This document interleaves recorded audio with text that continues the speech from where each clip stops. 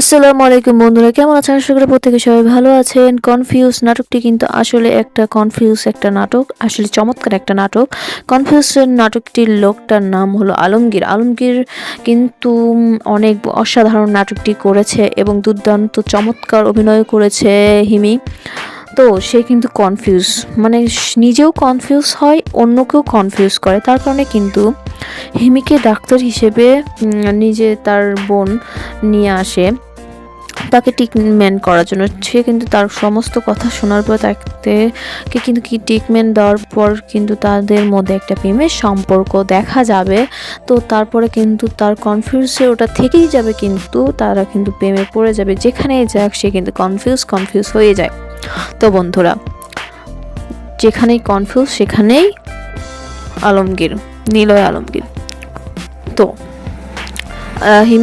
হিমি কিন্তু পরবর্তীতে কিন্তু তাকে কিন্তু কনফিউজ থেকে কিন্তু আড়াতে পারে না, কিন্তু সে কিন্তু তার প্রেমে পড়ে যায়। তো তার বোন যে আছে তাকেও কনফিউজ করলে সেও কনফিউজ হয়ে যায়। তার মানে বোঝার মতো না, যে নাটকটি আপনারা দেখলেই অবশ্যই বুঝতে পারবেন। নীলা আলমগীর কিন্তু যখন দেখা যায় প্রথমে যখন দেখা হয় তখনই কিন্তু তাকে কনফিউজ করে দিয়েছিল যে তার হিমির গাড়িটা নষ্ট হয়ে গেছিলো। সে বলছিল যে গাড়ি কি ঠিক করা লাগবে, আচ্ছা দেখতেছি। সে বলছে আপনি কি গাড়ির মেকার?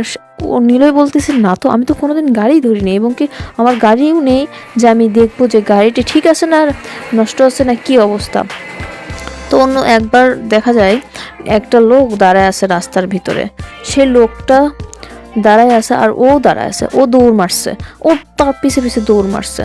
তো বন্ধুরা, সেও কনফিউজ, তার কনফিউজ।